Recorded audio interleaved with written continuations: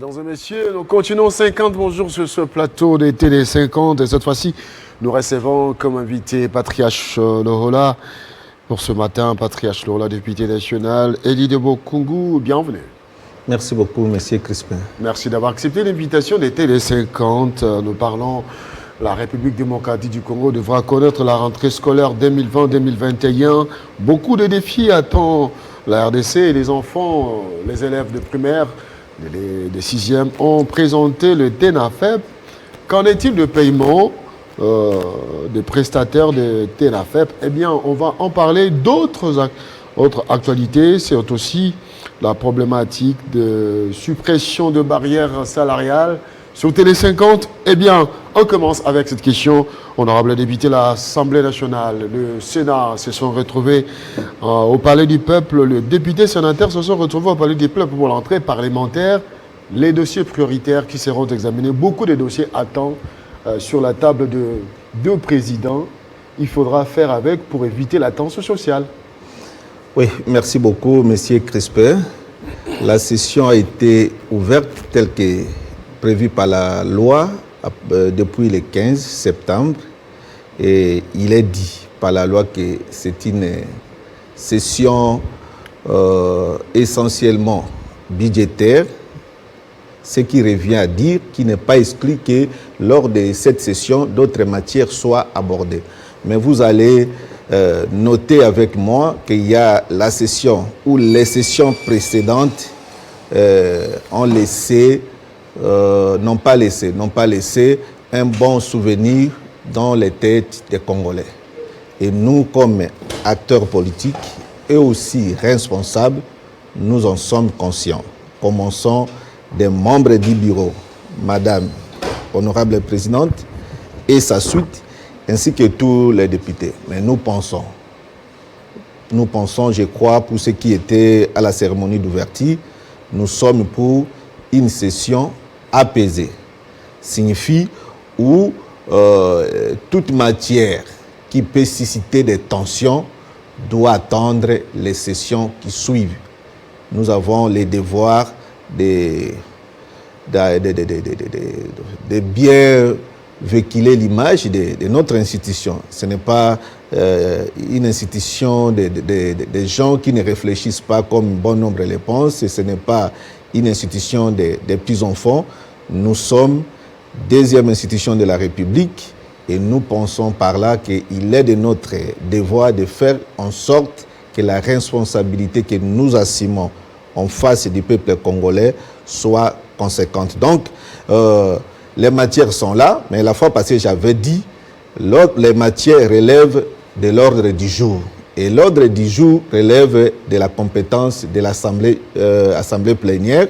Une fois que la conférence des présidents sera convoquée pour préparer le projet, et c'est au niveau de ça de congrès que nous allons débattre de la question pour savoir quelles sont les matières qui doivent faire partie de cette session. Ça peut être légion, mais lorsque ces matières ne sont pas retenues par l'Assemblée plénière, ça ne fera pas l'objet de discussions lors de cette session. Alors cette fois-ci, on va parler des TENAFEP, le paiement de prestataires. L'opinion en parle. Vous êtes député national. Pourquoi il y a toujours de petits problèmes après un événement, après une prestation? Ceux qui ont travaillé pour Covid marchent aujourd'hui. Ceux qui ont travaillé pour le TENAFEP réclament leur salaire. Qu'est-ce qui ne va pas dans notre pays?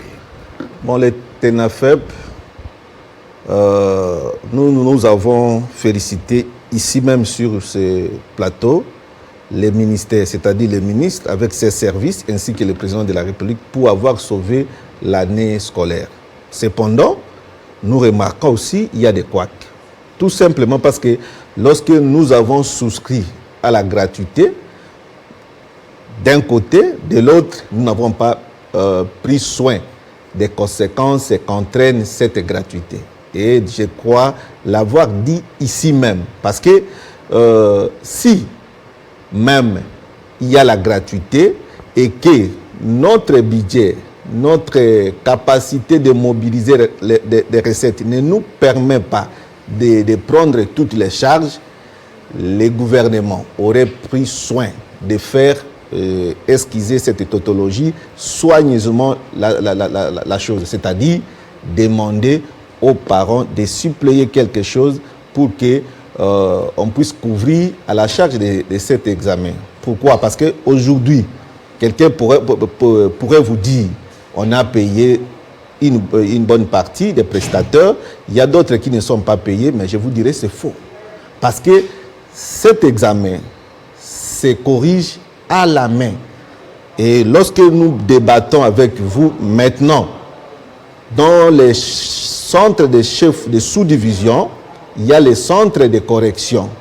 Et je vais vous rappeler, les prestataires, si vous prenez les surveillants, les chefs de centre, les superviseurs, étaient déployés comme ça, ici en ville. Et c'est pourquoi nous avons des constats qu'on ne saura pas expliquer. Les gens assimilent ces pays continents. C'est pourquoi on a constaté que le bulletin, jusqu'à ce jour, les points d'état ne sont pas transmis aux écoles. Le contrat, c'est quoi? Les gens assimilent ces grands pays, ces pays continents à la ville de Kinshasa. Si vous prenez chez moi ou chez nous, le Grand Équateur, vous prenez Tchouapa, Bokungu, une sous-division il y a des centres à 150 km. Centres à 100 km. Comment est-ce que les superviseurs se sont déplacés pour arriver à ces centres-là? Ce n'est pas ici comme vous prenez 3 000 francs et vous allez à Maluku. Vous prenez 2 000 francs et vous allez à Kinshasa. C'est ça la confusion que font ceux qui gèrent la République. Ils pensent que toute la République fonctionne comme à Kinshasa. Mais ici, les conditions ne sont pas les mêmes. Pour donner la clarté à la situation, donc le gouvernement doit chercher l'argent et payer les prestataires parce que après-demain, c'est la rentrée scolaire. On ne doit pas accumuler beaucoup de problèmes pour porter handicap à cette rentrée et que nous souhaitons que ce soit une rentrée effective et apaisée. Parce que les gens ont presté et maintenant, surtout que, comme je l'ai dit, la correction s'est faite à la main. Quelqu'un qui n'a pas été payé, on ne sait pas comment. Parce que je dirais, ces centres ne sont pas ravitaillés, ils ne mangent pas et ils sont là de 7h à 17h. Comment se font la correction de ces examens? Je ne sais pas, peut-être ce sont les chefs d'établissement qui chacun use de ses forces. Est-ce que cela s'apparente aussi à la correction des examens d'État parce que ça, oui, bon, l'examen d'État, c'est très sophistiqué parce qu'il y a les appareils, il y a, au centre, il y a les ordinateurs, ainsi de suite. Mais je souligne, la correction s'est faite à la main. On prend un nombre de correcteurs, c'est comme la correction des dissertations qui se fait aussi aujourd'hui. On prend les gens, on les met dans un endroit et ils vont commencer à corriger un item après un autre. C'est ça. Ça prendra du temps. Oui. Vous avez plaidé pour la situation des enseignants de l'intérieur qui n'est pas la même avec celle de la capitale. Et apparemment, cela s'apparente aussi à la suppression de barrières salariales. Oui, parce que vous savez, il n'y a pas une instruction ou bien une loi qui dit que ceux qui habitent la ville, vous, les Quinois, les Louchois, les gens de Goma, ainsi de suite, que vous soyez mieux traités que nous. Ainsi, surtout que nous sommes dans le domaine de l'éducation. Et ici, c'est le seul secteur qui s'est mis debout. Parce que dans les secteurs sociaux, je peux citer la santé, je prends l'agriculture et l'éducation. Ici, chez nous, c'est l'éducation qui a fait un pas. Parce que si vous prenez l'agriculture, la famine, c'est partout à travers toute la République. Et que ce que nous consommons, ce n'est pas ce que nous produisons. Donc l'agriculture, c'est en bas. La santé, vous l'avez dit ici, il y a des grèves partout.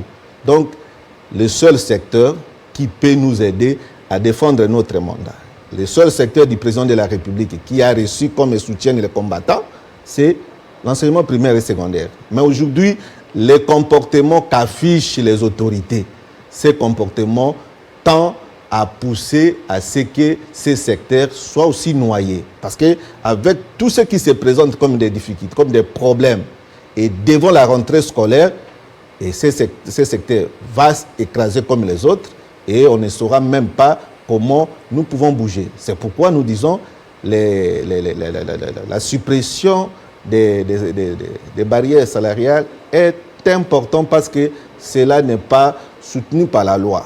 Il faudrait aussi encourager, parce que, comme je l'ai dit, nous sommes dans le domaine de l'éducation, il faudrait que cet élève-là, qui est chez moi à Bokungu, dans les villages de Yokamba, dans les villages de Bouloukutu, dans les villages de Yalifafou, reçoivent la même instruction que l'élève qui est à Boboto, qui est à Elikia. Et pour cela, pour recevoir et pour ce faire, il faut qu'il y ait un éducateur formé, qualifié, compétent, qui va accepter d'y aller. Parce que, je l'ai dit ici, chez nous, c'est depuis les décennies, on n'a pas des enseignants qualifiés. Les enseignants qualifiés, on pourra peut-être les retrouver dans les nouvelles unités.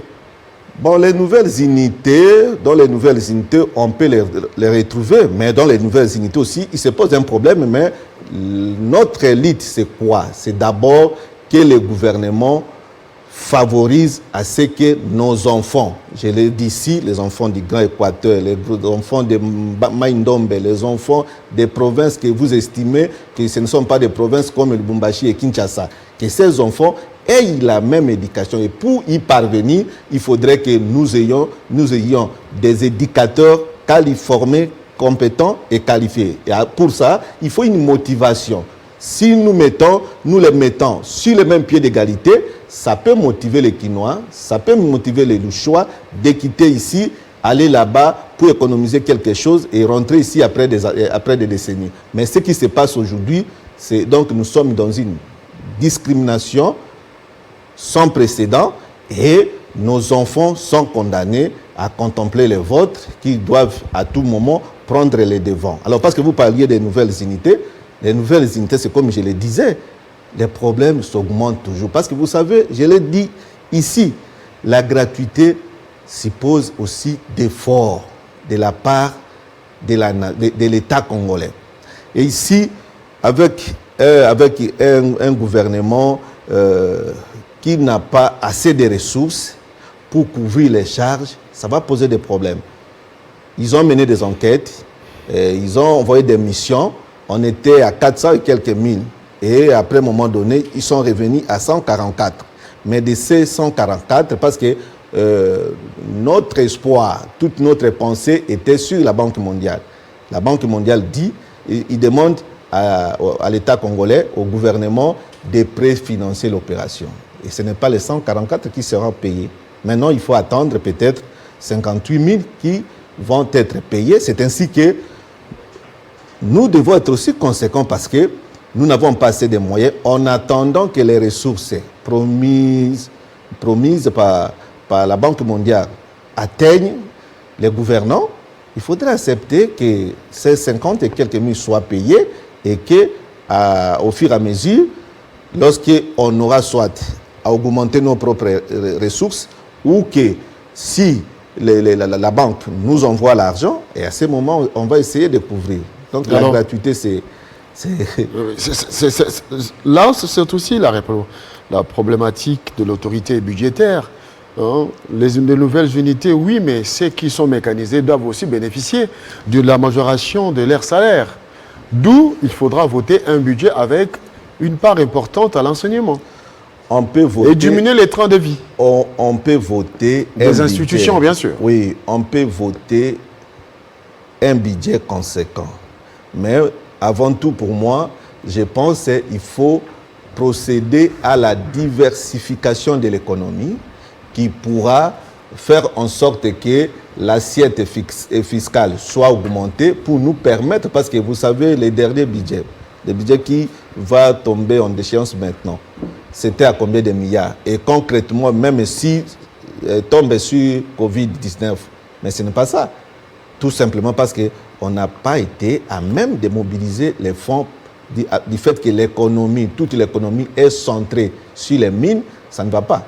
Donc la première opération, c'est diversifier notre économie et donner aussi la chance aux Congolais de produire eux-mêmes. Parce que si vous voyez les systèmes dans lesquels nous nous trouvons ici, nous ne faisons que consommer et alimenter les étrangers avec nos moyens. Mais si vous prenez les savons, vous prenez de l'huile, ainsi de suite, c'est le Congolais qui consomme.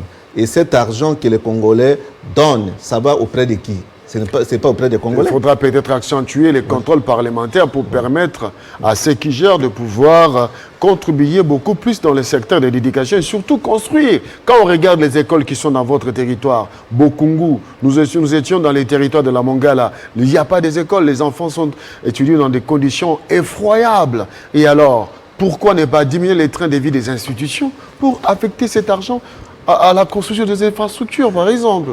Parce que vous parlez de diminution des traits de vie des politiques, des institutions politiques. Je ne sais pas comment ces institutions fonctionnent, mais quand je pense... On a démontré que la présidence de la République est dans les dépassements budgétaires de 8 mois. La présidence de la République, le président, il est irréprochable devant l'Assemblée nationale. Ça, ce n'est pas mon problème. Moi, peut-être, c'est pas peut-être, mais je vais reprocher au ministre du Budget et des Finances. Président, comme institution de la République, les actes qu'il pose, il n'est pas responsable devant l'Assemblée nationale et le Sénat. Alors, quand vous parlez de réduction des traits, c'est comme si, moi, je suis d'une institution politique, bon, je ne sais pas cette luxure dont moi j'ai jouisse, parce que bien souvent, je suis aussi dans la galerie.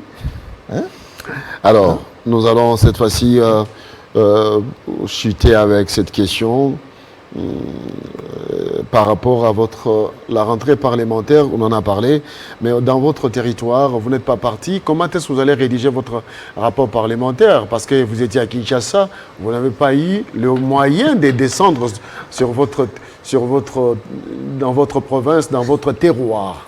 Maintenant, vous dites une chose et son contraire à la fois. Vous dites les institutions politiques sont budgétivores, ils vivent dans l'opulence et finalement, je ne suis pas parti chez moi parce que je n'ai pas de moyens. Voilà, maintenant vous donnez la réponse. Alors, il y a de ces institutions qui vivent mieux où on peut commencer à réduire les traits de vie. Moi, je suis un simple représentant du peuple et le peu que j'ai, je ne saurais pas les consommer moi-même. Derrière moi, il y a des milliers. Je ne suis pas seul avec ma petite famille. Il y a des milliers de personnes qui dépendent de moi. Au contraire, si les traits de vie augmentent chez les honorables députés, chez presque tous les Congolais qui vont se retrouver. Parce que chez nous, chaque jour, les gens très bien, vous n'avez pas parti parce que vous n'avez pas de moyens. Alors, on va terminer. Qu'en est-il? Qu'est-ce que pensez-vous de cette campagne lancée en rapport avec la promotion des langues nationales dans les écoles? Il faudra apprendre les Tchoulouba, les Lingala, les Swahili aux enfants parce qu'on francise tout. Alors, le problème des langues, vous savez, le ministère a ses experts. Et ce sont les professeurs d'université, ce sont les expérimentés, mais il y a des questions qu'il faille mettre sur table et discuter. Vous savez, la langue, c'est un instrument de la culture. Avant que vous ne puissiez me recevoir, vous receviez un des concitoyens qui est acteur culturel.